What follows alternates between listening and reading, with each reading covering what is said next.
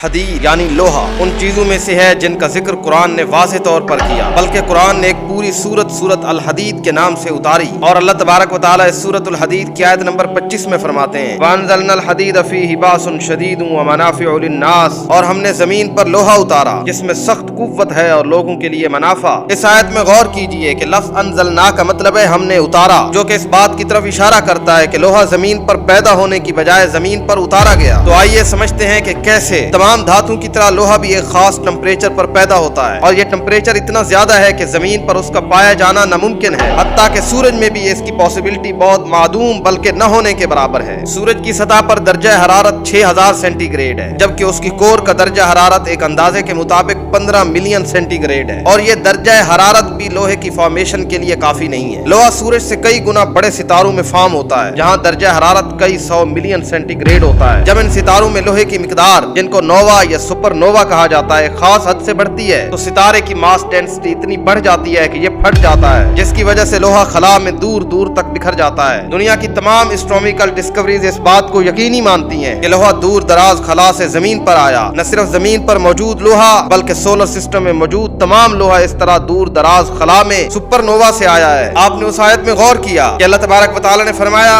وَمَنَافِعُ لِلنَّاسِ، لوگوں کے لیے بہت منافع ہیں، جبکہ جس دور میں یہ آیت نازل ہوئی اس دور میں لوہے کا استعمال صرف جنگی آلات بنانے میں ہوتا تھا۔ وہ لوگ لوہے کے فائدوں سے ناواقف تھے، لیکن کیا آپ کو معلوم ہے کہ آج کی سائنسی دنیا میں لوہے کے فوائد کیا ہیں؟ کہ لوہے کی غیر موجودگی میں کائنات میں کاربن بیسڈ لائف ناممکن ہے، مطلب کہ خلا میں کوئی بھی سپر نووا ایگزسٹ ہی نہیں کر سکتے۔ اسی لوہے کی وجہ سے زمین کے گرد میگنیٹک فیلڈ موجود ہے، جو کہ نقصان دہ خلائی شعاعوں سے حفاظت کرتا ہے۔ اور قرآن کی اس سورت کے اندر ریاضیات کے کوڈز بھی موجود ہیں کہ الحدید قرآن کی 57 نمبر سورت ہے، اور الحدید کے ابجد نمبروں کا مجموعہ بھی 57 ہے۔ حدید کے ابجد نمبروں کا مجموعہ 26 ہے، جبکہ حیران کن طور پر حدید یعنی لوہے کا ایٹمی نمبر بھی 26 ہے۔ اس کے علاوہ اس سے بڑھ کے ایک اور دلچسپ بات ہے کہ زمین کی کور یعنی زمین کا سینٹر لوہے پر مشتمل ہے، اور قرآن کی 114 سورتیں ہیں، یعنی جس کا آدھا اور سینٹر 57 بنتا ہے، جبکہ حیران کن طور پر سورت الحدید کا نمبر بھی 57 ہے۔ قرآن سائنس کی کتاب نہیں ہے، لیکن قرآن نے جو باتیں آج سے 1400 سال پہلے کر دی تھیں، سائنس کو ان کو ثابت کرنے میں 1400 سال لگ گئے۔